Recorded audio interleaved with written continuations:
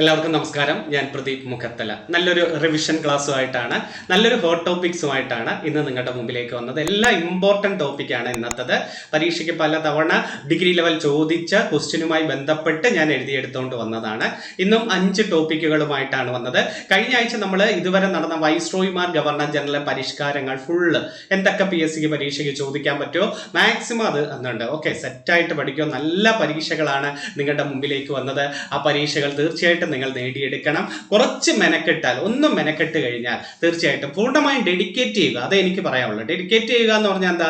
Syllabus print എടുക്കണം. Syllabus print എടുത്തിട്ട് ഓരോ ടോപ്പിക്ക് കറക്റ്റ് ഓർഡറിൽ പഠിച്ചു പോകണം. ആദ്യം യൂറോപ്യന്മാരുടെ വരവ്, അല്ലെങ്കിൽ തിരുവിതാംകൂറിന്റെ ചരിത്രം, അല്ലെങ്കിൽ കേരള പ്രക്ഷോഭങ്ങൾ പഠിക്കുമ്പം ആ ഹെഡിങ്ങൾ എഴുതി വിട്ടിട്ട് റിവിഷനും കൊണ്ടുവരണം. ഇന്ന ദിവസം ശനിയും ഞായറും റിവിഷൻ ആയിരിക്കണം. അല്ലെങ്കിൽ നിങ്ങൾക്ക് എപ്പോഴാണോ റിവിഷന്റെ ടൈം, ഏത് ഭാഗമാണ് കൂടുതൽ പാട് തോന്നുന്നത്, ആ ഭാഗത്തിന് നിങ്ങൾ കൂടുതൽ സമയത്ത് റിവിഷൻ കൊണ്ടുവരണം. കറണ്ട് അഫേഴ്സ് നല്ല രീതിയിൽ റിവിഷൻ അപ്ഡേറ്റ് ആയിട്ട് ബാക്കിൽ നിന്ന് തന്നെ പോകാൻ ശ്രമിക്കുക. ഫ്രണ്ടിൽ നിന്ന് വരാതെ.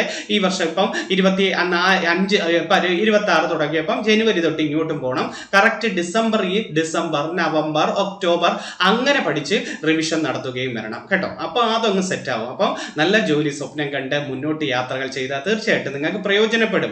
മനസ്സിൽ എന്തെങ്കിലുമൊക്കെ പ്രശ്നങ്ങളും ഓരോ കാര്യങ്ങളും ഒക്കെ ഇടയ്ക്കിടയ്ക്ക് കയറി വരുന്നുണ്ടായിരിക്കും. അതൊക്കെ കളഞ്ഞുതരാം. അതൊക്കെ ചിന്തിച്ചുകൊണ്ടിരുന്നാൽ ഒന്നുമില്ല. നമുക്കൊരു ജോലി കിട്ടുമ്പം ഈ പ്രശ്നങ്ങളും എല്ലാം തനിയെ മാറുന്നതാണ്. നമ്മളിൽ നിന്നും അകന്നു പോയവരും, നമ്മളോട് വെറുപ്പ് കാണിച്ചവരും, നമ്മളോട് കുറ്റം പറഞ്ഞവരും ഒക്കെ അടുത്തടുത്ത് വരുന്നതായിട്ട് നിങ്ങൾക്ക് തോന്നും. എന്താണെന്ന് വെച്ചാൽ നല്ലൊരു ജോലി ഉണ്ടെങ്കിൽ നമുക്കൊരു സമൂഹത്തിൽ വിലയുള്ളൂ. നമ്മൾ ഇത്രയൊക്കെ പഠിച്ചെടുത്തതല്ലേ, എത്ര നാളുകൊണ്ട് പഠിക്കുന്നു അല്ലേ? കുറച്ച് നാളുകൊണ്ട് പഠിച്ചാലും ഇത്രയും നല്ല 2-3 പോസ്റ്റുകൾ നിങ്ങളുടെ മുമ്പിലേക്ക് വന്ന് ആ പോസ്റ്റുകളിലൊക്കെ നേടിയെടുക്കണമെന്ന് നിങ്ങൾക്കും ആഗ്രഹമുണ്ടല്ലോ. അല്ലാതെ അറ്റവും മൂലം പഠിച്ച ഇന്നത്തെ കാലത്ത് ജോലി ഇല്ല. ഏതാണ്ട് ഇന്നത് പഠിച്ചു, അന്ന ഭാഗം പഠിച്ചു എന്നതിലല്ല. എല്ലാ ഭാഗവും ഒരു ഓർഡറിൽ പോവുക. പിന്നെ മാർക്ക് സ്കോർ ചെയ്യാൻ പറ്റുന്ന ഭാഗങ്ങൾ എപ്പോഴും നിങ്ങൾക്ക് എപ്പോഴാണ് മാർക്ക് സ്കോർ ഏറ്റവും കൂടുതൽ മാർക്ക് സ്കോർ ചെയ്യുന്നത്? ഇംഗ്ലീഷ്, മാത്സ്, മലയാളം ആണെങ്കിൽ അതൊരുവിധം സേഫ് ആക്കുക.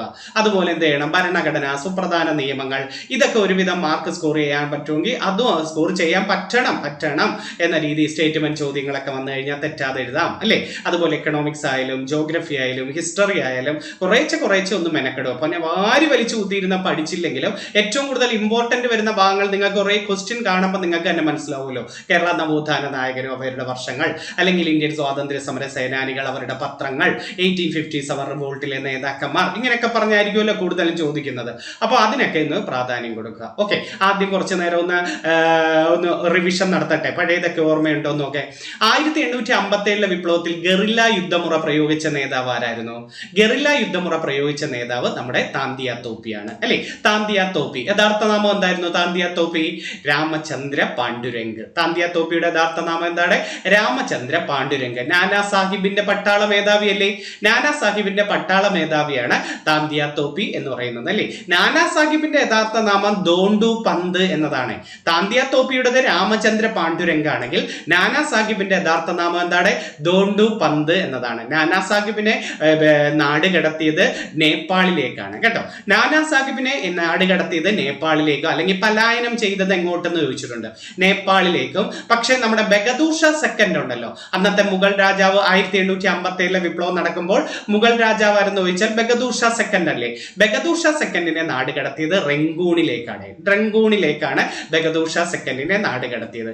അതുപോലെ താന്തിയ തോപ്പിയെ തൂക്കിലേറ്റിയത് എവിടെ വെച്ചെന്ന് ചോദിച്ചിട്ടില്ലേ? എവിടെ വെച്ചാ താന്തിയ തോപ്പിയെ തൂക്കിലേറ്റിയത്? മധ്യപ്രദേശിലെ ശിവപുരി എന്ന് പറയുന്ന സ്ഥലത്താണ് അല്ലെ?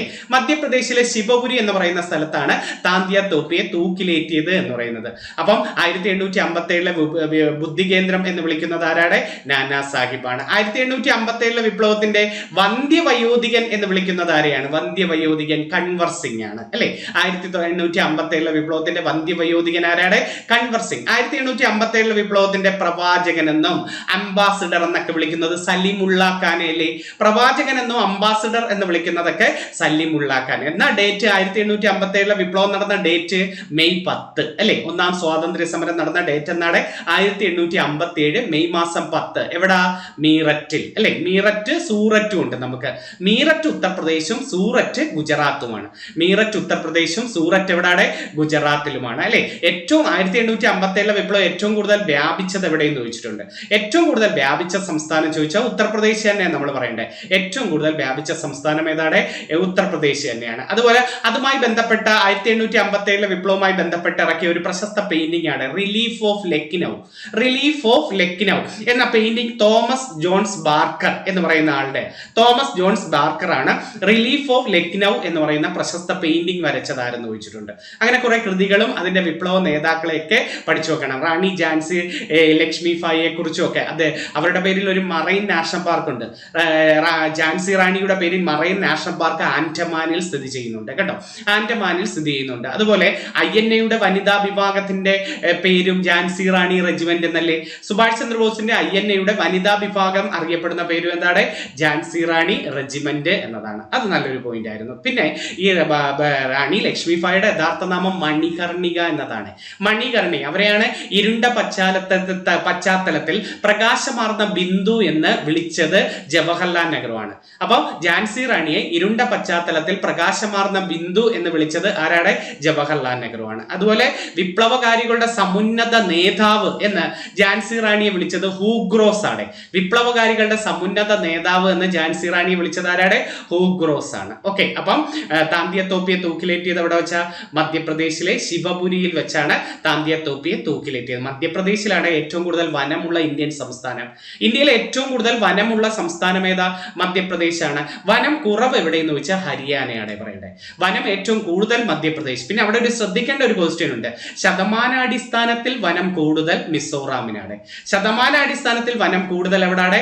മിസോറാമാണ്. വനം കുറവ് എവിടെ? വനം കുറവ് എവിടെയെന്ന് ചോദിച്ചാൽ ഹരിയാനയാണ്. അപ്പോൾ ഇന്ത്യയിൽ ഏറ്റവും കൂടുതൽ വനമുള്ള സംസ്ഥാനം ഏതെന്ന് ചോദിച്ചാൽ മധ്യപ്രദേശ്. കേരളത്തിൽ ഏറ്റവും കൂടുതൽ വനമുള്ളത് ഇടുക്കിയിലാണ്. കേരളത്തിൽ ഏറ്റവും കൂടുതൽ വനമുള്ള സംസ്ഥാനം ഏതാ? വനമുള്ള ജില്ല ഏതാണ്? ഇടുക്കിയാണ് കേരളത്തിൽ ഏറ്റവും കൂടുതൽ വനമുള്ളത്. വനം കുറവ് ആലപ്പുഴയ്ക്കാണ്. കേരളത്തിൽ ഏറ്റവും കുറവ് വനമുള്ള ജില്ല ഏതെന്ന് ചോദിച്ചാൽ ആലപ്പുഴയില. അപ്പം വനം ഏറ്റവും കൂടുതലുള്ള ഇന്ത്യൻ സംസ്ഥാനം ചോദിച്ചാൽ മധ്യപ്രദേശ്. അതുകൊണ്ട് നമുക്ക് അവിടെ വേറൊരു ചോദ്യം പഠിക്കാതെ, പട്ടിക വർഗ്ഗക്കാരില്ലേ, ഷെഡ്യൂൾഡ് ട്രൈബ്സ്, പട്ടിക വർഗ്ഗക്കാർ ഏറ്റവും കൂടുതലുള്ള ഇന്ത്യൻ സംസ്ഥാനവും ഏതാ? അത് നമ്മുടെ മധ്യപ്രദേശ്. പട്ടിക വർഗ്ഗക്കാർ ഏറ്റവും കൂടുതലുള്ള ഇന്ത്യൻ സംസ്ഥാനം ഏതാണ്? മധ്യപ്രദേശ്. അപ്പൊ പട്ടിക ജാതിക്കാർ ഏറ്റവും കൂടുതൽ ഉത്തർപ്രദേശിലാണ്. പട്ടിക ജാതിക്കാർ ഏറ്റവും കൂടുതൽ എവിടെയാണ്? ഉത്തർപ്രദേശിലാണ് അല്ലെ, പട്ടിക ജാതിക്കാർ. പിന്നെ നമുക്ക് വേറെ പഠിക്കാൻ, ജനസംഖ്യ ഏറ്റവും കൂടുതൽ ഉത്തർപ്രദേശാണ്. നിയമസഭാ സീറ്റ്, ലോകസഭാ സീറ്റ്, രാജ്യസഭാ സീറ്റ്, ഇതൊക്കെ ഏറ്റവും കൂടുതൽ എവിടെ? ഉത്തർപ്രദേശ്. അപ്പൊ ജനസംഖ്യ, പട്ടികജാതി, നിയമസഭ, ലോകസഭ, രാജ്യസഭ സീറ്റുകളൊക്കെ ഏറ്റവും കൂടുതൽ എവിടെയെന്ന് ചോദിച്ചാൽ ഉത്തർപ്രദേശാണ് നിങ്ങൾ പറയേണ്ടത്. അവിടെ നല്ലൊരു ചോദ്യമുണ്ട്. ഗോതമ്പ്, അതുപോലെ പഞ്ചസാര, കരിമ്പ്, ബാർലി, ഗോതമ്പ്, കരിമ്പ്, പഞ്ചസാര, ബാർലി, ഇതൊക്കെ ഏറ്റവും കൂടുതൽ എവിടെയെന്ന് ചോദിച്ചാൽ ഉത്തർപ്രദേശ് പറയാം. ഗോതമ്പ്, കരിമ്പ്, ബാർലി, പഞ്ചസാര, ഇതൊക്കെ ഏറ്റവും കൂടുതൽ എവിടെയാണ്? ഉത്തർപ്രദേശ് അല്ലെ. ഈ ഉത്തർപ്രദേശിലാണ് ഗംഗ ഏറ്റവും കൂടുതൽ ഒഴുകുന്ന ഇന്ത്യൻ സംസ്ഥാനം ചോദിച്ചിട്ടില്ലേ. ഗംഗ ഏറ്റവും കൂടുതൽ ഒഴുകുന്ന ഇന്ത്യൻ സംസ്ഥാനം ഏതാണ്? ഉത്തർപ്രദേശ്. ഉത്തർപ്രദേശിന്റെ തലസ്ഥാനമല്ലേ ലക്നൗ. ഉത്തർപ്രദേശിന്റെ തലസ്ഥാനമാണ് ലക്നൗ. നമ്മൾ ഒരു ലക്നൗ ഉടമ്പടി പഠിച്ചിട്ടുണ്ടോ? ലക്നൗ ഉടമ്പടി എന്താ? ലക്നൗ ഉടമ്പടി 1916 മിതവാദികളും തീവ്രവാദികളും ഒന്നിച്ച സമ്മേളനം അല്ലെ. മിതവാദികളും തീവ്രവാദികളും ഒന്നിച്ചത് 1916 ലക്നൗ സമ്മേളനത്തിലല്ലേ. AC മജുംദാർ. ആ സമയത്ത് INC പ്രസിഡന്റ് ആരാണ്? AC മജുംദാർ ആണ്. മിതവാദികളും തീവ്രവാദികളും ഒന്നിച്ച സമയത്തെ INC പ്രസിഡന്റ്. പിരിഞ്ഞത് ഏത് വർഷമാണ്? മിതവാദികളും തീവ്രവാദികളും പിരിഞ്ഞത് 1907 1907 സൂററ്റ് സ്പ്ലിറ്റ് സമയത്താണ് ഇവർ പിരിയുന്നത്. അപ്പൊ 1907 സൂററ്റ് സ്പ്ലിറ്റ് സമയത്ത് ആര് പിരിയുന്നു? മിതവാദികളും തീവ്രവാദികളും പിരിയുന്നു. ഒന്നിക്കുന്നത് എന്നാണ്? 16 ആരാ മിതവാദികളുടെ നേതാവ്? മോഡറേറ്റ്സിന്റെ നേതാവ് ആരാ? മിതവാദികളുടെ നേതാവ് ആരെന്ന് ചോദിച്ചാൽ നിങ്ങൾ പറയേണ്ടത് ആരെയാണ്?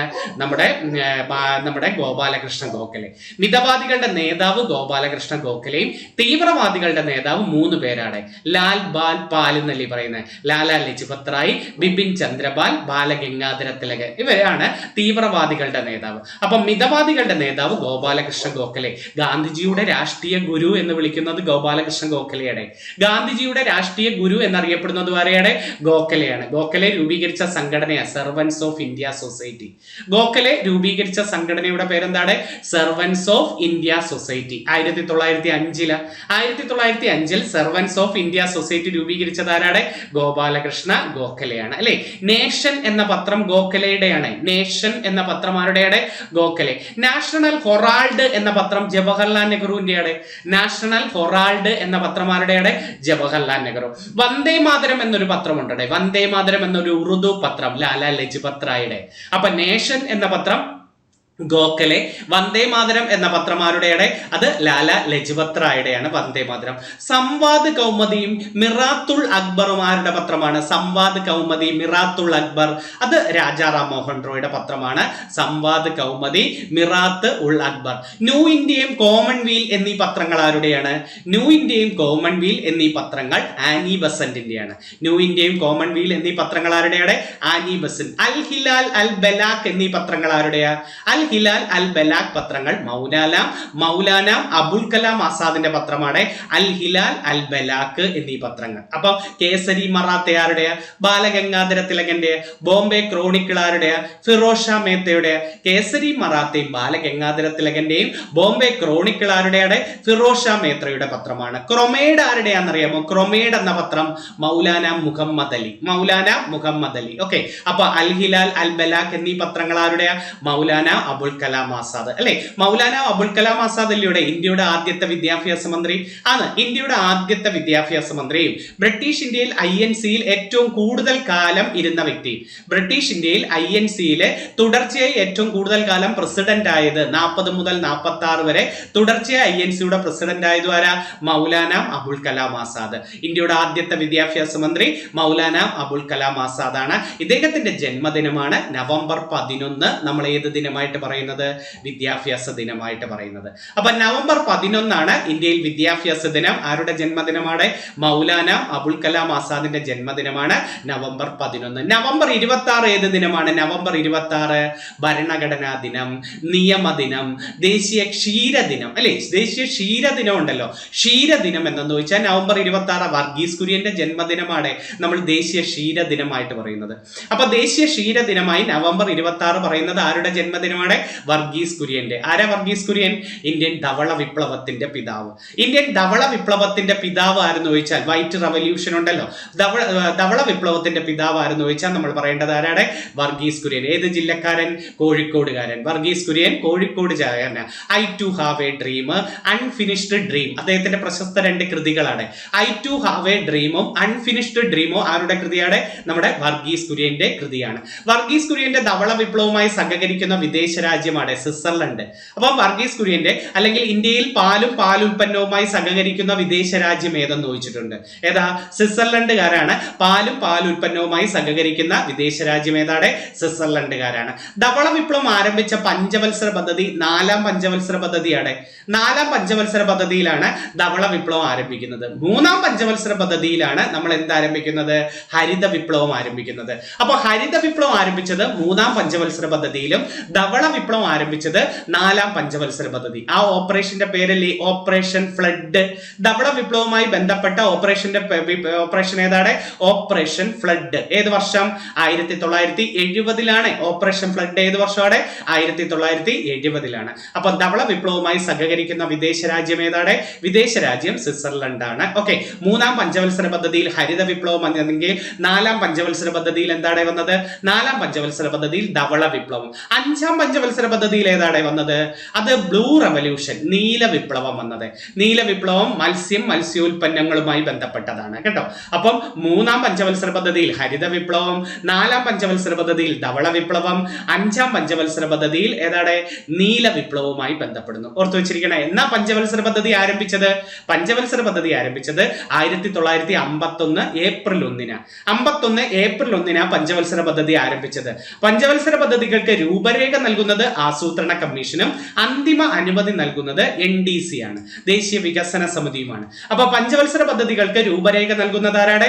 ആസൂത്രണ കമ്മീഷൻ. ഏത് വർഷം ആസൂത്രണ കമ്മീഷൻ വന്നത്? 1950 മാർച്ച് 15. 1950 മാർച്ച് 15-നാണ് ആസൂത്രണ കമ്മീഷൻ വന്നത്. അതിപ്പോൾ നീതി ആയോഗ് ആയത് 2015 ജനുവരി 1-നാണ്.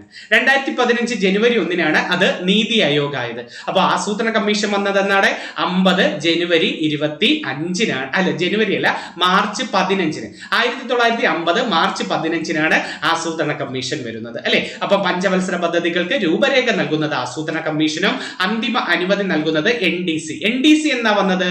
ദേശീയ വികസന സമിതി 52. 1952-ലാണ് NDC വരുന്നത്. അത് നല്ലൊരു ക്വസ്റ്റ്യൻ ആണ്. പിന്നെ അവിടെ ഏറ്റവും നല്ലൊരു ക്വസ്റ്റ്യൻ, 1950 ജനുവരി 25-നല്ലേ തെരഞ്ഞെടുപ്പ് കമ്മീഷൻ വരുന്നത്? ആണ്. തെരഞ്ഞെടുപ്പ് കമ്മീഷൻ വരുന്ന ഏത് വർഷമാണ്? 1950 ജനുവരി 25. അതുകൊണ്ട് ജനുവരി 25 ഏത് ദിനം? തെരഞ്ഞെടുപ്പ് ദിനം, അല്ലെങ്കിൽ വോട്ടേഴ്സ് ദിനം എന്ന് പറയുക. ജനുവരി 25 ഏതാണ്? വോട്ടേഴ്സ് ദിനം, സമ്മതിദായക അവകാശ ദിനം എന്നൊന്ന് ചോദിച്ചാൽ ജനുവരി 25. തെരഞ്ഞെടുപ്പ് കമ്മീഷന്റെ ആസ്ഥാനത്തിന് പറയുന്ന പേരല്ലേ നിർവാചൻ സദൻ എന്ന് പറയുന്നത്? നിർവാചൻ സദൻ തെരഞ്ഞെടുപ്പ് കമ്മീഷന്റെ ആസ്ഥാനത്തിന് പറയുന്ന പേരാ. ആർട്ടിക്കിൾ 324 തെരഞ്ഞെടുപ്പ് കമ്മീഷനെ കുറിച്ച് പ്രതിപാദിക്കുന്ന ആർട്ടിക്കിൾ എത്രയാണ്? 324 അല്ലെ. സംസ്ഥാന തെരഞ്ഞെടുപ്പ് കമ്മീഷനെ കുറിച്ച് പ്രതിപാദിക്കുന്ന ആർട്ടിക്കിൾ അല്ലേ 243K എന്ന് പറയുന്നത്? സംസ്ഥാന തെരഞ്ഞെടുപ്പ് കമ്മീഷനെ കുറിച്ച് പ്രതിപാദിക്കുന്ന ആർട്ടിക്കിൾ എത്രയാണ്? 243K ആണ്. ഇന്ത്യയിൽ 324. 326 ഉണ്ടല്ലോ നമുക്ക്. എന്താ 326? സാർവത്രിക പ്രായപൂർത്തി വോട്ടവകാശം.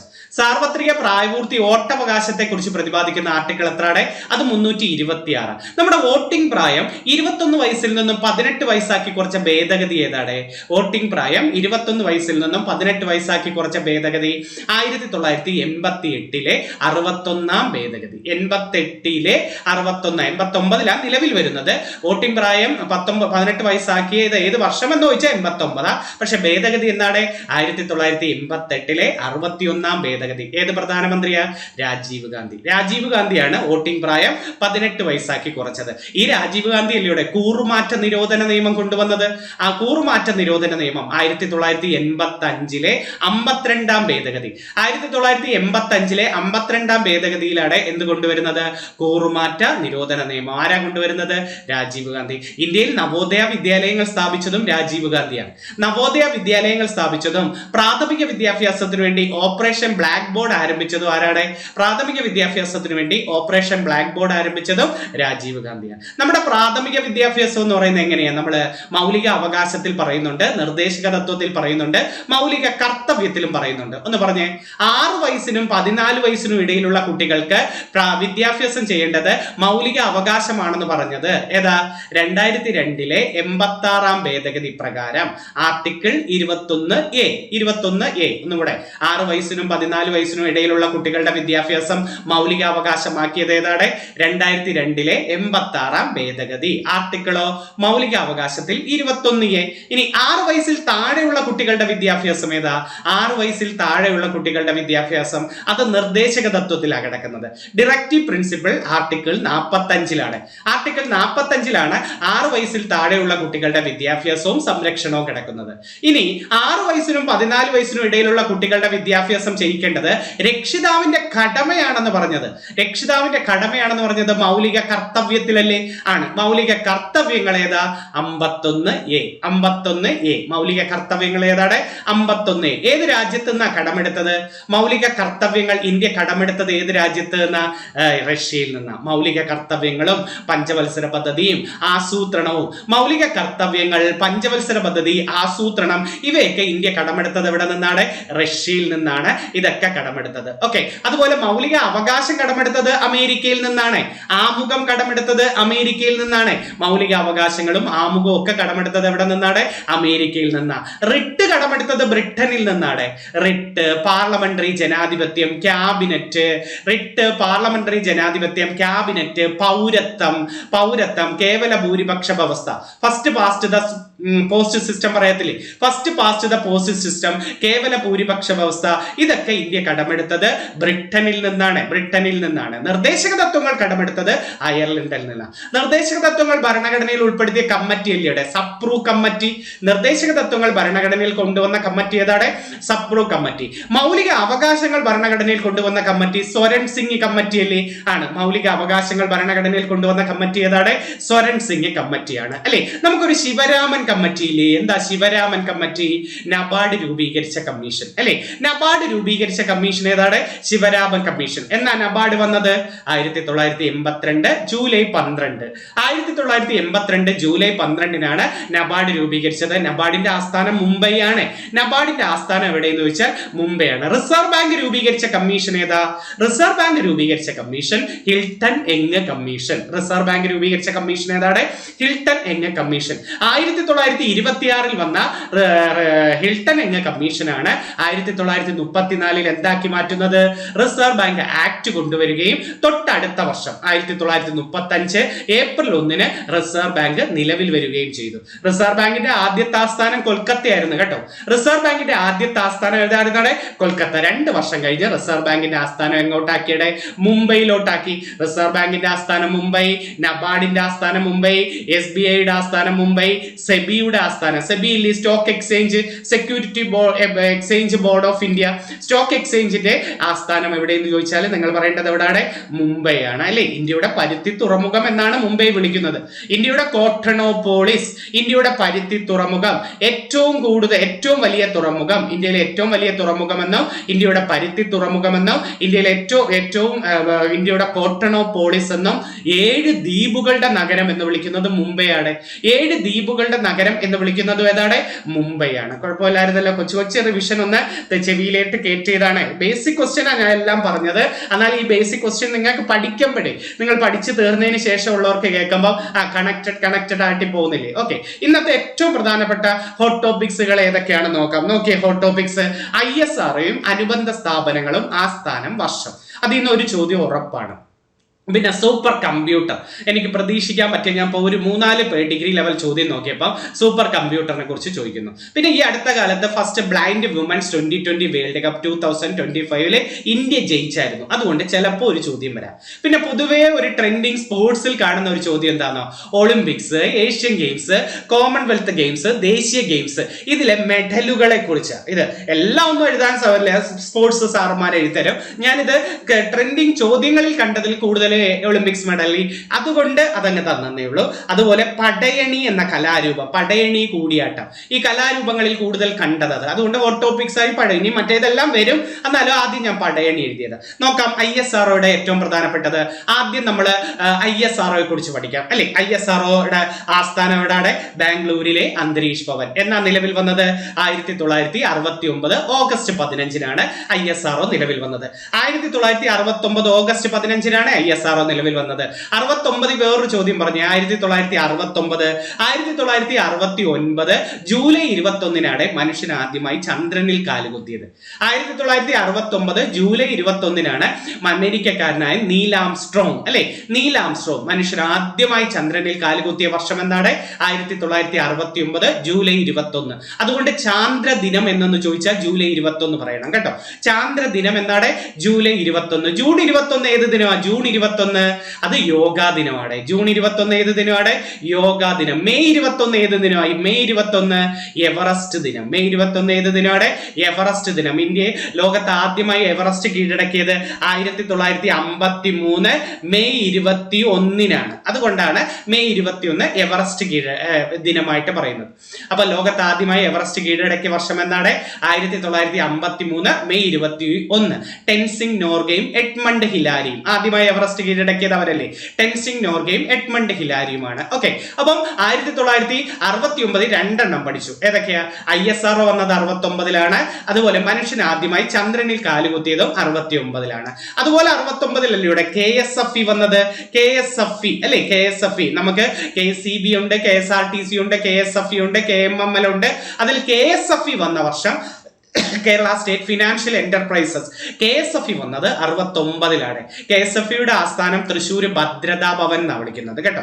KSFEയുടെ ആസ്ഥാനം എന്താണ്? തൃശ്ശൂർ ഭദ്രതാ ഭവൻ. കേരളത്തിലെ ഏറ്റവും വലിയ പൊതുമേഖലാ സ്ഥാപനം KCB. വലുത് ഏറ്റവും വലിയ പൊതുമേഖലാ സ്ഥാപനം KCB. അത് 57 വന്നത്. KCB എന്നാണ് വന്നത് 57 വരുന്നത്. KSRTC വന്നത് 65-ലാണ്. KSRTC വന്ന എന്താണ് 65, KCB 57, KSRTC 65, KSFE 69. ഓർത്ത് ആദ്യത്തെ രണ്ടുപേരും തിരുവനന്തപുരത്താണ് ആസ്ഥാനം എന്ന് പഠിച്ചു വെക്കുക. KCBയും KSRTCയുടെ ആസ്ഥാനം തിരുവനന്തപുരത്താണ്. പക്ഷെ KSFE എവിടെ പോയത്? KSFE തൃശ്ശൂരാണ് പോകേണ്ടത്. 69-ലാണ് നമ്മുടെ ഇന്ത്യൻ സിനിമയ്ക്ക് കൊടുക്കുന്ന ഏറ്റവും ഉയർന്ന പുരസ്കാരമില്ലേ, ദാദാസാഹിബ് ഫാൽക്കെ പുരസ്കാരം 69-ലാണ് കൊടുത്തു തുടങ്ങിയത്. ഇന്ത്യൻ സിനിമയ്ക്ക് കൊടുക്കുന്ന ഏറ്റവും ഉയർന്ന പുരസ്കാരമായ ദാദാസാഹിബ് ഫാൽക്കെ പുരസ്കാരം കൊടുത്തു തുടങ്ങിയത് ഏത് വർഷമാണ്? 69-ല്. ആദ്യം ലഭിച്ചത് ദേവിക റാണി റൂറിച്ചിനാണ്. ആദ്യം ലഭിച്ചത് ആർക്കാണ്? ദേവിക റാണി റൂറിച്ച്. 2 മലയാളികൾക്ക് ലഭിച്ചിട്ടില്ലേ? ആർക്കൊക്കെയാ? 2004-ല് അടൂർ ഗോപാലകൃഷ്ണനും 2023-ല് മോഹൻലാലിനും. 2004-ല് അടൂർ ഗോപാലകൃഷ്ണനും 2023-ല് ആർക്കാണ്? മോഹൻലാലിനും. അപ്പം 69-ലാണ് ആർക്ക് കിട്ടുന്ന നമ്മുടെ ഫാൽക്കെ പുരസ്കാരം ഏർപ്പെടുത്തുന്നത് അല്ലെ. ഇന്ത്യൻ സിനിമയുടെ പിതാവാണ് ഫാൽക്കെ. എന്തുകൊണ്ടാ? ആദ്യത്തെ സിനിമ പുറത്തിറക്കിയത് അദ്ദേഹമാണ്. ഇന്ത്യയിലെ ആദ്യത്തെ സിനിമ ഏതാ? രാജാ ഹരിശ്ചന്ദ്ര. രാജാ ഹരിശ്ചന്ദ്രയുടെ സംവിധായകൻ ദാദാസാഹിബ് ഫാൽക്കെയുടെ. 1913-ലാണ് ഇന്ത്യയിൽ ആദ്യമായിട്ട് സിനിമ പുറത്തിറങ്ങുന്നത് രാജാ ഹരിശ്ചന്ദ്ര കേട്ടോ. ഇന്ത്യയുടെ ആദ്യത്തെ തദ്ദേശീയ സിനിമ ഏത് എന്ന് ചോദിച്ചാൽ 13-ലെ രാജാ ഹരിശ്ചന്ദ്രയാണ്, ദാദാസാഹിബ് ഫാൽക്കെയാണ്. കേരളത്തിലെ ആദ്യത്തെ സിനിമ ഏതാണ്? മലയാളത്തിലെ ആദ്യത്തെ സിനിമ അത് 1928-ലെ വിഗതകുമാരനാണ്. 1928-ൽ പുറത്തിറക്കിയ വിഗതകുമാരൻ അത് നിശബ്ദ സിനിമയായിരുന്നു കേട്ടോ. എന്നാലും മലയാളത്തിലെ ആദ്യത്തെ സിനിമ ഏത് എന്ന് ചോദിച്ചാൽ വിഗതകുമാരൻ 28-ൽ. JC ഡാനിയൽ ആ സംവിധായകൻ. JC ഡാനിയൽ 10 വർഷം കഴിയുമ്പോഴേ ശബ്ദ സിനിമ വരും. 38-ൽ ബാലൻ. മലയാളത്തിലെ ആദ്യത്തെ ശബ്ദ സിനിമ ഏതാണ്? 38-ൽ ബാലനാണ്. NS നൊട്ടോണി. ബാലന്റെ സംവിധായകൻ NS നൊട്ടോണി. അപ്പൊ 28-ൽ വിഗതകുമാരൻ, JC ഡാനിയൽ. 38-ൽ ശബ്ദ സിനിമ ബാലൻ ആരായിരുന്നു? NS നൊട്ടോണിയാണ്. ആദ്യത്തെ ചരിത്ര സിനിമ ഏതെന്ന് ചോദിച്ചിട്ടുണ്ട്. മലയാളത്തിലെ ആദ്യത്തെ ചരിത്ര സിനിമ അല്ലെങ്കിൽ ആദ്യമായി ഒരു നോവല് സിനിമയാക്കുന്നതൊക്കെ മാർത്താണ്ഡവർമ്മ. മാർത്താണ്ഡവർമ്മ എന്ന നോവല് സിനിമയാക്കി. അതുകൊണ്ടാണ് ആദ്യത്തെ ചരിത്ര നോവലിനെ ചരിത്ര സിനിമയാക്കി. അത് മാർത്താണ്ഡവർമ്മ. അപ്പൊ മലയാളത്തിലെ ആദ്യത്തെ ചരിത്ര സിനിമ ഏതാണ്? മാർത്താണ്ഡവർമ്മ. മലയാളത്തിലെ ആദ്യ ചരിത്ര നോവൽ ഏതെന്ന് ചോദിച്ചാലും ഏതാ? മാർത്താണ്ഡവർമ്മ. അപ്പൊ ബുക്കർ സമ്മാനം 69-ലാണ്. ബുക്കർ സമ്മാനം 69, ഫാൽക്കെ അവാർഡ് 69, KSFE 69, ISRO 69, മനുഷ്യൻ ചന്ദ്രനിൽ കാലുകുത്തിയത് 69, ഇന്ദിരാഗാന്ധി 14 ബാങ്കുകൾ ദേശസാൽക്കരിച്ചത് 69. അങ്ങനെയൊക്കെ നമ്മൾ ഒത്തിരി പഠിച്ചിട്ടുണ്ട്. അടുത്തത് ഇൻകോസ്പാർ എന്ന് പറയുന്നത്. ഇതിനു മുമ്പ് ISRO വരുന്നതിന് മുമ്പ് Indian national committee for space research. ഉറപ്പായിട്ട് ഡിഗ്രി ലെവലിൽ കണ്ട ഒരു ക്വസ്റ്റ്യൻ ആണ്.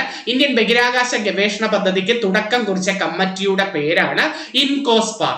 അത് 1962-ലാണ് കേട്ടോ. ഇൻകോസ്പാർ വന്ന വർഷം ഇന്ത്യൻ ബഹിരാകാശ ഗവേഷണ പദ്ധതിക്ക് തുടക്കം കുറിച്ച കമ്മിറ്റിയുടെ പേരെന്താണ്? INCOSPAR, Indian national committee for space research. 62-ലാണ് അത് വരുന്നത്. അതുപോലെ നമ്മുടെ തുമ്പ ഇക്വിറ്റോറിയൽ റോക്കറ്റ് ലോഞ്ച് ഉണ്ടല്ലോ, അത് തിരുവനന്തപുരത്താണെന്ന് അറിയാലോ. അത് വന്നതും ആദ്യം വരുന്നത് 62. അവിടുന്ന് റോക്കറ്റ് പോകുന്നത് 63-ല്. ആദ്യ റോക്കറ്റ് നിക്കി അപ്പാച്ചെ തുമ്പയിൽ നിന്ന് വിക്ഷേപിച്ച ആദ്യത്തെ റോക്കറ്റ് ഏതാണ്? നൈക്ക് അപ്പാച്ചെ 63-ലാണ്. അത് പക്ഷെ അമേരിക്ക നിർമ്മിതം, ഇന്ത്യയുടെ അല്ലായിരുന്നു, അമേരിക്കൻ നിർമ്മിതമാണ്. തുമ്പയിൽ നിന്നും ആദ്യത്തെ വിക്ഷേപിച്ച റോക്കറ്റ്. 72-ഓടുകൂടി നമ്മുടെ തുമ്പ VSS ഏറ്റെടുക്കുകയാണ് ചെയ്തത്. വിക്രം സാരാഭായ് സ്പേസ് സെന്ററിന്റെ കീഴിലാണ് ഇത് വരുന്നത്. ഓർത്തു നോക്കുക. അപ്പൊ തുമ്പ വന്നത് 62-ലും തുമ്പയിൽ നിന്നും ആദ്യമായി റോക്കറ്റ് പോയ വർഷം ചോദിച്ചാലോ 63. ആദ്യത്തെ റോക്കറ്റിന്റെ പേരെന്താണ്?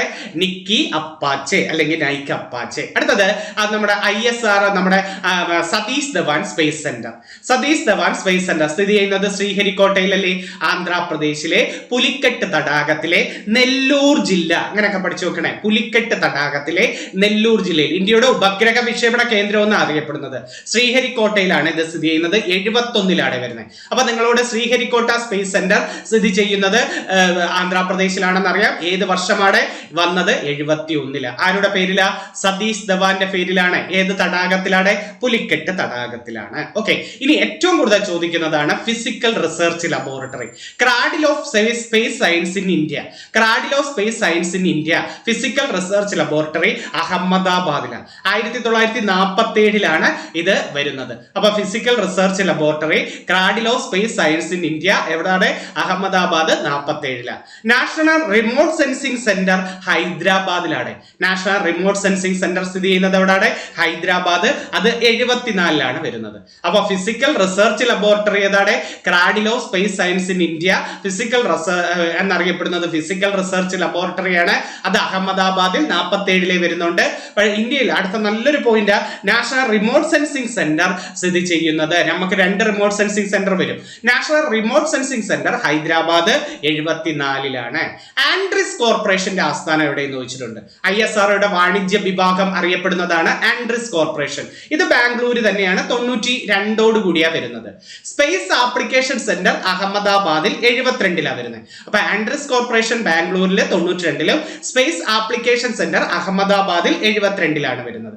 Indian institute of space science and technology, ഏഷ്യയിലെ തന്നെ ആദ്യ ബഹിരാകാശ സർവകലാശാല, കൽപ്പിത സർവകലാശാലയായിട്ടൊക്കെ അറിയപ്പെടുന്ന Indian institute of space science and technology നമ്മുടെ തിരുവനന്തപുരത്ത് വലിയ മലയിൽ 2007 പ്രവർത്തനം തുടങ്ങി കേട്ടോ.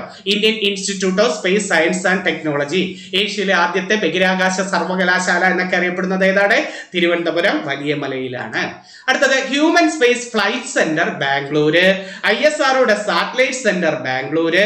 അത് വന്നത് 1972, മറ്റേത് 19. മാസ്റ്റർ കൺട്രോൾ ഫെസിലിറ്റി ഉള്ളത് എവിടേക്ക്? ISROയുടെ മാസ്റ്റർ കൺട്രോൾ ഫെസിലിറ്റി ഉള്ളത് കർണാടകയിലെ ഹസനിലും പിന്നെ മധ്യപ്രദേശിലെ ഭോപ്പാലിലുമാണ്. മാസ്റ്റർ കൺട്രോൾ ഫെസിലിറ്റി സ്ഥിതി ചെയ്യുന്ന സ്ഥലങ്ങൾ ഏതൊക്കെ ചോദിച്ച ക്വസ്റ്റ്യൻ ആണ് ഇത്. കർണാടകയിലെ ഹസനും മധ്യപ്രദേശിലെ എവിടെയാണ്? ഭോപ്പാലിലുമാണ്. Indian institute of remote sensing ഡെറാഡൂണിലാണ്. കണ്ടോ, ഇതാണ് നേരത്തെ ഞാൻ പറഞ്ഞ് തിരിഞ്ഞു പോകുന്ന ഒരു ഐറ്റം വരുന്നുണ്ടോ. നാഷണൽ റിമോട്ട് സെൻസിംഗ് സെന്റർ ഹൈദരാബാദിലും Indian institute of remote sensing എവിടെയാണ്? ഡെറാഡൂണിലുമാണ് പറയേണ്ടത്. സോളാർ ഒബ്സർവേറ്ററി ഉദയ്പൂരുണ്ട്. ലിക്വിഡ് പ്രൊപ്പൽഷൻ സിസ്റ്റം സെന്റർ ബാംഗ്ലൂരും വലിയ മലയിലുമുണ്ട്. അമോണിയം പെർക്ലോറേറ്റ് എക്സ്പെരിമെന്റൽ പ്ലാന്റ് ഉള്ളത് കേരളത്തിൽ ആലുവയിലാണ്. ഭാരതീയ അന്തരീക്ഷ സ്റ്റേഷൻ എന്ന് പറഞ്ഞ് 2035 ഇന്ത്യ സ്വന്തമായി ആരംഭിക്കുന്ന ബഹിരാകാശ നിലയത്തിന്റെ പേരാണ് ഭാരതീയ അന്തരീക്ഷ സ്റ്റേഷൻ. ഏത് വർഷത്തോടു കൂടി വരും? 2035 കൂടി വരും. ഭൂമിയിൽ നിന്നും 400 കിലോമീറ്റർ അകലെയാണ് ഇന്ത്യയുടെ ബഹിരാകാശ നിലയം, സ്വന്തമായിട്ട് ആരംഭിക്കുന്ന ബഹിരാകാശ നിലയമുള്ളത്. ഭാരതീയ അന്തരീക്ഷ സ്റ്റേഷൻ എന്നാണ് ഇത് അറിയപ്പെടുന്നത്. ഇനി സൂപ്പർ കമ്പ്യൂട്ടറിനെ കുറിച്ച് നോക്കാം. സൂപ്പർ കമ്പ്യൂട്ടറിന്റെ പിതാവ് സിമൂർ ക്രേ കേട്ടോ. സൈമൂർ ക്രേ എന്നും പറയാം, സിമൂർ ക്രേ. പ്രവർത്തിക്കുന്നത് ലിനക്സ് ഓപ്പറേറ്റിംഗ് സിസ്റ്റത്തിലൂടെയാണ് സൂപ്പർ കമ്പ്യൂട്ടർ പ്രവർത്തിക്കുന്നത്. പ്രധാനമായിട്ടും കാലാവസ്ഥാ പ്രവചനത്തിനും ഗവേഷണത്തിനും എണ്ണ പരിവേഷണത്തിനും ഒക്കെയാണ് ഉപയോഗിക്കുന്നത്. ആദ്യത്തെ സൂപ്പർ കമ്പ്യൂട്ടറിന്റെ പേര് CDC 6600 എന്നതാണ്. അപ്പൊ ലോകത്തെ ആദ്യത്തെ സൂപ്പർ കമ്പ്യൂട്ടറിന്റെ സൂപ്പർ കമ്പ്യൂട്ടർ ഏതാണ്? CDC 6600 ആണ്. അടുത്ത ഇന്ത്യയിലെ ആദ്യത്തെ സൂപ്പർ കമ്പ്യൂട്ടർ പരം 8000 എന്നതാണ്. ഇന്ത്യൻ സൂപ്പർ കമ്പ്യൂട്ടറിന്റെ പിതാവ് വിജയ് പി പട്കർ ആണ്. അപ്പൊ ലോകത്തെ സൂപ്പർ കമ്പ്യൂട്ടറിന്റെ പിതാവ് സിമൂർ ക്രേയും ഇന്ത്യൻ സൂപ്പർ കമ്പ്യൂട്ടറിന്റെ പിതാവ് ആരാണ്? അത് വിജയ് പി പട്കറുമാണ്. ലോകത്തെ ഏറ്റവും വേഗതയേറിയ സൂപ്പർ കമ്പ്യൂട്ടർ EI ക്യാപ്റ്റൻ എന്ന് പറയുന്നത് കാലിഫോർണിയയിലെ ലോറൻസ് ലിവർമോർ നാഷണൽ ലബോറട്ടറിയിലാണ്. പുതിയതായിട്ട് ഇത് ഓരോന്നൊന്നും മാറി വരാം. ഏറ്റവും അവസാനം നിൽക്കുന്നത് EI ക്യാപ്റ്റൻ എന്ന് പറയുന്നതാണ്. കാലിഫോർണിയയിലെ ലോറൻസ് ലിവർമോർ നാഷണൽ ലൈബ്രറിയിലാണ് ഇത് കൊണ്ടുവരുന്നത്. ഉപയോഗം ആണവ നിരോധിത മിസൈലുകളുടെ സുരക്ഷ, മോഡലിംഗ്, സിമുലേഷൻ, ആർട്ടിഫിഷ്യൽ ഇന്റലിജൻസ് ഇതുമായി ബന്ധപ്പെട്ടത്. ഇന്ത്യയിലെ ഏറ്റവും വേഗതയേറിയ സൂപ്പർ കമ്പ്യൂട്ടർ ഐരാവതാണ്. ഈ അടുത്ത കാലത്ത് പല പരീക്ഷ 10th ലെവൽ 12th ലെവൽ എല്ലാ പരീക്ഷയ്ക്കും ചോദിച്ചതാ ഇന്ത്യയിലെ ഏറ്റവും വേഗതയേറിയ സൂപ്പർ കമ്പ്യൂട്ടർ ഏതാണ്? ഐരാവത് അല്ലെ. ഐരാവതാണ് ഇന്ത്യയിലെ ഏറ്റവും വലിയ സൂപ്പർ കമ്പ്യൂട്ടർ. അത് സീഡാക്ക്, പൂനെയിലെ സീഡാക്കുകാരാണ് ഇത് നിർമ്മിച്ചത്. പൂനെയിലെ സീഡാക്കുകാര് കേട്ടോ. ഇതിന്റെ വേഗതയൊക്കെ ഒന്ന് പഠിച്ചു നോക്കുക. 13,170 ടെറാ ഫ്ലോപ്പ് ആണ്. ഓർത്തു വെച്ചിരിക്കുക, അത് നല്ലൊരു ക്വസ്റ്റ്യൻ. ഇന്ത്യയിലെ ഏറ്റവും ശക്തിയേറിയ സൂപ്പർ കമ്പ്യൂട്ടർ പരം പ്രഭാക എന്ന് വിളിക്കണം. ഇനി ISRO വികസിപ്പിച്ച ഒരു സൂപ്പർ കമ്പ്യൂട്ടർ ഉണ്ട്, സാഗ 220. ISROയുടെ സൂപ്പർ കമ്പ്യൂട്ടറിന്റെ പേര്. ബാർക്ക് രൂപീകരിച്ച ഒരു സൂപ്പർ കമ്പ്യൂട്ടർ അനുപം എന്ന് പറയുന്നത്. ഇന്ത്യയിലെ ഏക, പര, കബ്രു ഇതൊക്കെ സൂപ്പർ കമ്പ്യൂട്ടർ സീരീസുകളാണ്. അപ്പം ഏറ്റവും ഇമ്പോർട്ടന്റ് ഏതാണ്? ലോകത്തെ ഏറ്റവും വലിയ വേഗതയേറിയ സൂപ്പർ കമ്പ്യൂട്ടർ ഏതാ? EI ക്യാപ്റ്റൻ ആണ്. ഇന്ത്യയിലെ ഏറ്റവും വേഗതയേറിയ സൂപ്പർ കമ്പ്യൂട്ടർ ഏതാ? ഐരാവതാണ്. ഇന്ത്യയിലെ ഏറ്റവും ശക്തിയേറിയ സൂപ്പർ കമ്പ്യൂട്ടർ എന്ന് ചോദിച്ചാലോ പരംപ്രവേഗ. ISRO വികസിപ്പിച്ച സൂപ്പർ കമ്പ്യൂട്ടർ ഏതാ? സാഗ 220. ബാർക്ക് രൂപീകരിച്ചത് ഏതാ? അനുപം. എളുപ്പം, ഇത് എത്രയും ചോദിക്കാം, ഇതിൽ നിന്നൊരു ചോദ്യം ഉറപ്പായിരിക്കും, അതൊന്ന് പഠിച്ചു നോക്കണേ. ഇനി first blind women's 2020 world cup 2020 നമ്മുടെ ഇന്ത്യയിലും 25 ഇന്ത്യയും ശ്രീലങ്കയുമായിട്ടാണ് നടന്നത്. 6 രാജ്യങ്ങൾ പങ്കെടുത്തു. India, Pakistan, Sri Lanka, Australia, America, 6 രാജ്യങ്ങൾ പങ്കെടുത്തു. അതിൽ ഫൈനല് വേദി നമ്മുടെ ശ്രീലങ്കയിലെ സാറ ഓവൽ വേദിയിൽ വെച്ചായിരുന്നു ഫൈനൽ നടന്നത് അല്ലെ. ഇന്ത്യയിൽ നടന്നത് ഡൽഹിയിലും ബാംഗ്ലൂരിലുമായിട്ട് നടന്നായിരുന്നു. ഇന്ത്യയിലെ വിജയ് ഇന്ത്യ റണ്ണറപ്പ് നേപ്പാളാണ് കേട്ടോ. വിജയ് ഇന്ത്യ റണ്ണറപ്പ് നേപ്പാൾ. ഫൈനലിലെ താരമായിട്ട് ഫുലെ സാരനെയാണ് തെരഞ്ഞെടുത്തത്. അന്തർക്കുള്ള ക്രിക്കറ്റിന്റെ അധ്യക്ഷയായിട്ട് നമ്മുടെ മീനാക്ഷി ലേഖിയുമായിരുന്നു ക്രിക്കറ്റിന്റെ അധ്യക്ഷയായിട്ട് തെരഞ്ഞെടുത്ത് വെച്ചിരുന്നത്. ഇത്രയാണ് ഓർത്തു വെക്കുക. അപ്പൊ വിജയ് ചിലപ്പം ചോദിക്കാം, എതിരാളി ചിലപ്പം ചോദിക്കാം, എവിടെ വെച്ച് നടന്നു, എത്ര രാജ്യങ്ങൾ ഉണ്ടായിരുന്നു അല്ലെ. ഇന്ത്യയാണ് വിജയ്, നേപ്പാൾ ആണ് റണ്ണറപ്പ്. ഇന്ത്യയിലും ശ്രീലങ്കയിലും വെച്ച് നടന്നു. മൊത്തം 6 രാജ്യങ്ങൾ പങ്കെടുത്തു. India, Pakistan, Sri Lanka, Australia, America. Phulan സാരനാണ് ഫൈനലിലെ താരമായിട്ട് തെരഞ്ഞെടുത്തത്. അഭിഭാഷക ഈ മീനാക്ഷി ലേഖിയുടെ പ്രത്യേകത എന്താണ്? അന്തർക്കുള്ള ക്രിക്കറ്റിന്റെ അധ്യക്ഷയായി തെരഞ്ഞെടുത്തപ്പം അവർക്കൊരു പ്രത്യേകത കാണുമല്ലോ. എന്താ? അഭിഭാഷകയാണ്. സ്ത്രീകളുടെ അവകാശങ്ങൾ, സുതാര്യത, എല്ലാവരെയും ഉൾക്കൊള്ളുന്ന വളർച്ച എന്നിവയ്ക്കായി പോരാടിയ സാമൂഹ്യ വക്താവാണ്. കൂടാതെ നിയമഭരണം, പൊതുജീവിതം എന്നിവയിൽ കഴിവ് തെളിയിച്ച ഒരു വ്യക്തിയാണ് അദ്ദേഹം എന്ന് പറയുന്നത്. അടുത്ത മെഡലുകൾ നോക്കാം. Olympics, Asian games, Commonwealth games, ദേശീയ ഗെയിംസ് മെഡലുകൾ ശ്രദ്ധിച്ച് അത് പഠിക്കണേ. കഴിഞ്ഞ പ്രാവശ്യത്തത് എഴുതിയുള്ളൂ, ഞാൻ ഹോട്ട് ടോപ്പിക്സ് ആയതുകൊണ്ട് ആ ഒരു സെറ്റേ ഉള്ളൂ. എന്നാലും നിങ്ങൾ സാറുമാർ തരുമ്പോൾ ഫുള്ള് ഒളിമ്പിക്സുമായി ബന്ധപ്പെട്ട കാര്യങ്ങളൊക്കെ പഠിക്കണം. ആർക്കൊക്കെ മെഡൽ കിട്ടി, സ്വർണ്ണം ആർക്കൊക്കെ, അങ്ങനെയൊക്കെ ഉള്ളൊന്ന് നോക്കിയിട്ട് പോണേ. പാരീസ് ഒളിമ്പിക്സ് ആണ് 2024 നടന്നത്. 1ാം സ്ഥാനം അമേരിക്കയാണ്. 40 സ്വർണവും 45 വെള്ളിയും 42 വെങ്കലവുമായി 126 മെഡലുകളാണ്. അപ്പം പാരീസ് 2024 പാരീസ് ഒളിമ്പിക്സിൽ 1ാം സ്ഥാനം ആർക്കായിരുന്നടെ? അമേരിക്കയ്ക്കായിരുന്നു. 40 സ്വർണം, 45 വെള്ളി, 42 വെങ്കലവുമായി 126 മെഡലുകളാണ് അല്ലെ. അതേ 2ാം സ്ഥാനത്തും ആരാ? ചൈന. അവർക്ക് 40 സ്വർണം തന്നെ കിട്ടി. മെഡലിന്റെ എണ്ണം കുറവാണ്. 27 വെള്ളി, 24 വെങ്കലം, ആകെ 91 മെഡലുകളുമായി 2ാം സ്ഥാനം ആർക്കാടെ? ചൈനയ്ക്കാണ്. അപ്പൊ 1ാം സ്ഥാനം അമേരിക്ക, 2ാം സ്ഥാനം ചൈന, 3ാം സ്ഥാനം ജപ്പാനാണ്. 20 സ്വർണവുമായി 45 മെഡലുകളാണ് ജപ്പാൻ നേടിയത്. ഇന്ത്യക്ക് എത്രാം സ്ഥാനമായിരുന്നടെ? ഇന്ത്യക്ക് 71ാം സ്ഥാനത്ത് കിടക്കുക. 1 വെള്ളിയും 5 വെങ്കലവുമാണ് ഈ പ്രാവശ്യം ഇന്ത്യക്ക് കിട്ടിയത്. അപ്പൊ 1ാം സ്ഥാനം അമേരിക്ക 126, 40 സ്വർണവുമായി 126 മെഡലുമായി അമേരിക്ക. 2ാം സ്ഥാനം ചൈന 40 സ്വർണവുമായി 91 മെഡലുമായി 2ാം സ്ഥാനം ചൈന. 3ാം സ്ഥാനം ജപ്പാൻ 20 സ്വർണവുമായി 45 മെഡലുകൾ നേടി 3ാം സ്ഥാനം ജപ്പാൻ. ഇന്ത്യക്ക് 71ാം സ്ഥാനമാണ്. 1 വെള്ളി 5 വെങ്കലമായിരുന്നു. അടുത്ത പാരാ ഒളിമ്പിക്സ് 2024 നടന്നില്ലേ? അതും കൂടെ അങ്ങ് പഠിച്ചേരെ. പാരാ ഒളിമ്പിക്സ് 2024 പാരീസിൽ വെച്ച് തന്നെയാണ് നടന്നത്. അപ്പൊ ഒളിമ്പിക്സും പാരാലിമ്പിക്സും നടന്നത് എവിടെയാണ്? പാരീസ്. അവിടെ 1ാം സ്ഥാനം ചൈനയ്ക്കായിരുന്നത്. അമേരിക്ക 3ാം സ്ഥാനത്തോട്ട് പോയി. അപ്പൊ പാരാ ഒളിമ്പിക്സിൽ 1ാം സ്ഥാനം ആർക്കാടെ? ചൈന. 94 സ്വർണവും 76 വെള്ളിയും 50 വെങ്കലവുമായി 220 മെഡലുകളാണ് ചൈനയ്ക്ക് കിട്ടിയത്. അപ്പൊ പാരാ ഒളിമ്പിക്സിൽ 94 സ്വർണവുമായി 224 മെഡൽ. 1ാം സ്ഥാനം ചൈന.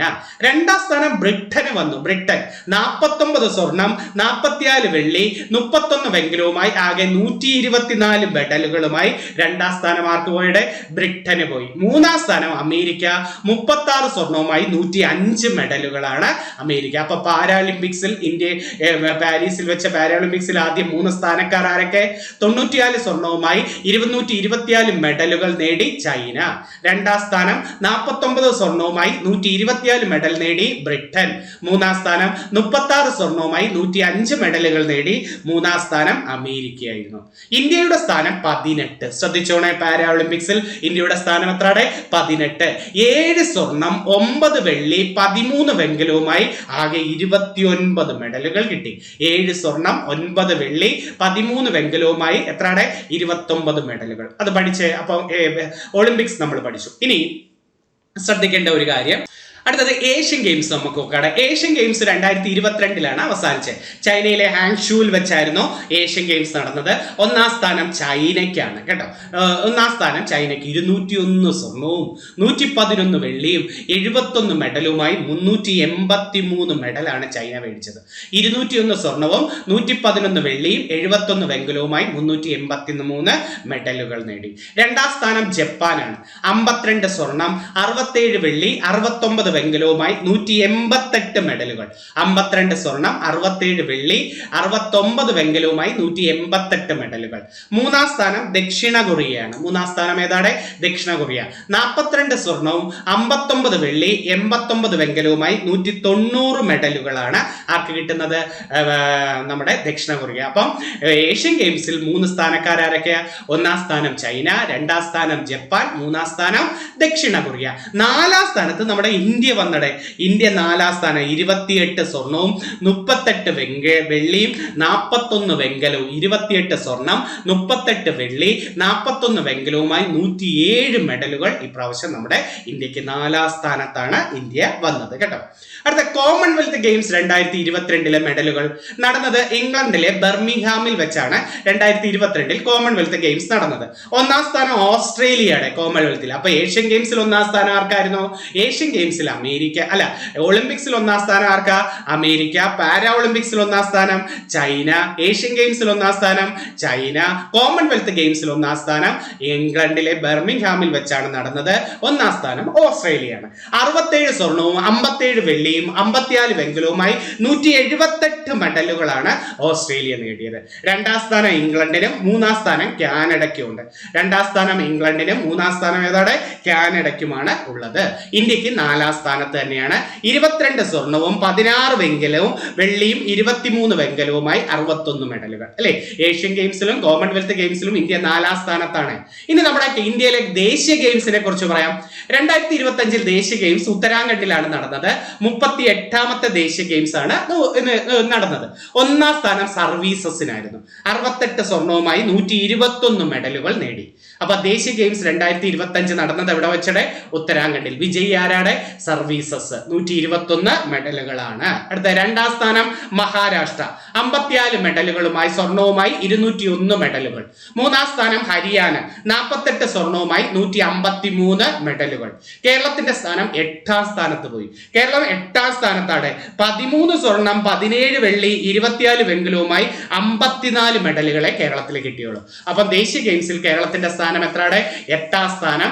ഈ 54 13 സ്വർണവുമായി 13 സ്വർണം, 17 വെള്ളി, 24 വെങ്കലവുമായി ആകെ 54 മെഡലുകളാണ്. അടുത്ത നമുക്ക് നോക്കാം പടയണി. പടയണി എന്ന കലാരൂപം മധ്യ തിരുവിതാംകൂറിലാണ് അരങ്ങേറുന്നത്.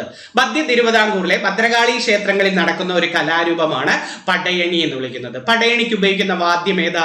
തപ്പ്, ചെണ്ട. തപ്പാണ് ഏറ്റവും പ്രധാനം. തപ്പ് നമ്മൾ കൂടിയാട്ടത്തിനും കൂത്തിനും ഉപയോഗിക്കുന്ന വാദ്യം ഏതാ? കൂടിയാട്ടത്തിനും കൂത്തിനും ഉപയോഗിക്കുന്ന വാദ്യം മിഴാവ് അല്ലെ.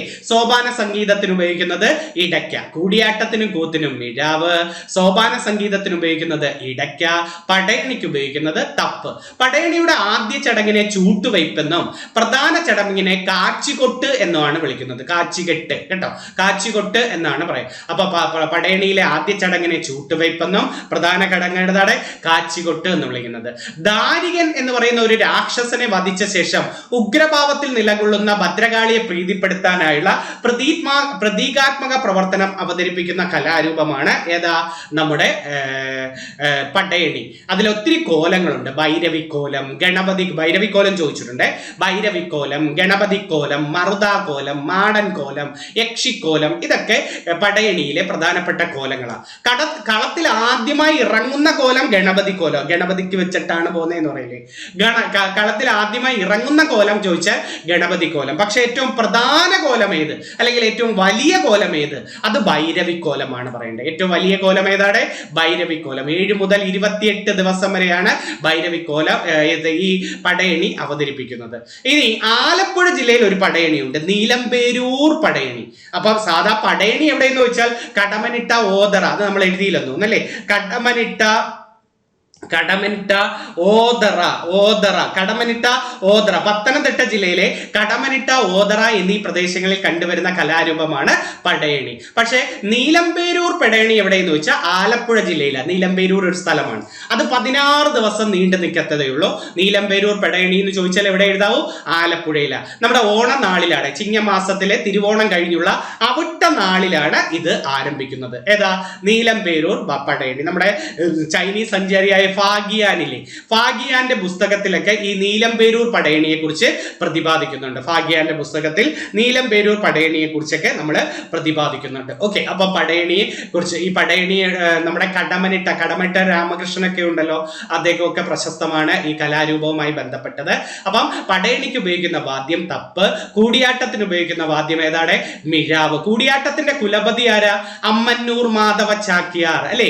കൂടിയാട്ടത്തിന്റെ കുലപതി എന്ന് വിളിക്കുന്നത് അമ്മന്നൂർ മാധവ ചാക്യാർ. കൂടിയാട്ടത്തിന് ഒരു പ്രധാന കൃതിയല്ലേ നാട്യകൽപദ്രുമം. കൂടിയാട്ടത്തിലെ ഒരു പ്രധാന കൃതിയുടെ പേര് നാട്യകൽപദ്രുമം. അത് മാണി മാധവ ചാക്യാറാണ് എഴുതിയത്. ആരാ?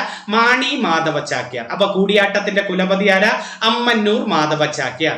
അതുപോലെ ഈ സോപാന സംഗീതത്തിന്റെ കുലപതി എന്ന് വിളിക്കുന്നത് ഞെരളത്ത് രാമപൊതുവാളയാണ്. സോപാന സംഗീതത്തിന്റെ കുലപതി എന്ന് വിളിക്കുന്നത് ആരെയാണ്?